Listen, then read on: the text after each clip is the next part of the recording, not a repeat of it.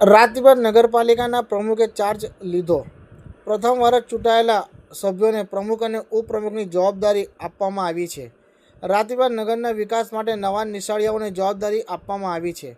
રાતભર નગરપાલિકાના પ્રમુખ તરીકે શિવાનીબેન મહેતા અને ઉપપ્રમુખ તરીકે ઉત્કર્ષ વસાવા ઉર્ફે રાહુલ પાલિકાના પ્રમુખ અને ઉપપ્રમુખ તરીકે ચાર્જ સંભાળી લીધો છે। ત્યારે રાતપીપળા શહેર પ્રમુખ અજીત પરીખ અને નાદોદ તાલુકા ભાજપ પ્રમુખ જતીન પટેલ સહિતના હોદ્દેદારો ચૂંટાયેલા સભ્યો હાજર રહ્યા હતા અને કેટલાક નગરજનોએ પણ આવીને તેઓને શુભેચ્છા પાઠવી હતી।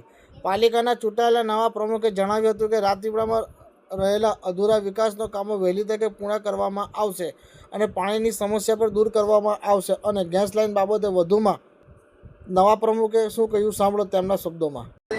રાજપીપળાના નગરજનોનો સર્વે પ્રથમ હું આભાર માનું છું। આજરોજ અહીંયા રાજપીપળા નગર સેવા સદનમાં મારી પ્રમુખ તરીકેની પદવી મળ્યા બાદ આજે મેં અહીંયાનો ઓફિશિયલ ચાર્જ લીધો છે અને એ બદલ સૌપ્રથમ સર્વેનો આભાર કે એમણે મારા પર પ્રેમ અને લાગણી વરસાવી છે અને એમને અત્યંત વિશ્વાસ રાખ્યો છે। સૌપ્રથમ એ વિશ્વાસ બદલ હું સૌની આભારી છું ને ઋણી છું। રાજપીપળા નગર સેવા સદનમાં ઘણા બધા કામો લોકોને એવું લાગે છે કે છે અને જરૂરિયાત છે, એ અમે પ્રચાર દરમિયાન જોયેલા છે અને એને સમજેલા પણ છે, પણ એ સર્વેને અમે પૂરા કરવાનો પ્રયત્ન આવતીકાલથી શરૂ કરવા જઈ રહ્યા છે। સૌ અમારા પર આટલો જ વિશ્વાસ અને પ્રેમ રાખશો એવી આશા રાખું છું અને સાથે સાથે સૌને એક નમ્ર વિનંતી અને અપીલ પણ કરવા માગું છું કે આ કામ સૌના સાથ અને સહકાર વગર કોઈ પણ કામ અધૂરું રહે છે। એટલે હું સૌને આ પદ પરથી અપીલ કરવા માગું છું જાહેર જનતાને કે એવો પણ આટલો સહકાર અને સાથ અમારી સાથે હરદમ અને હરપળ રાખે અને સફાઈના કામ હોય કે પાણીના કામ હોય, પાણીનો બગાડ અમે નહીં કરીએ એવા સર્વ સંકલ્પ લઈશું અને સફાઈમાં પણ નગર સેવા સદનના કર્મચારીઓને અમે સહકાર આપીશું એવી આશા રાખી અને એમને સર્વેને આપને વંદન કરું છું અને સર્વનો સહકાર માંગવા જઈ રહી છું। જય જય ગરવી ગુજરાત, વંદે માતરમ। ખાસ કરીને રાજપીપળા શહેરમાં ગેસ લાઇનની કામગીરી ઘણા વર્ષથી અધૂરી બંધ ને અધૂરી પડેલી છે।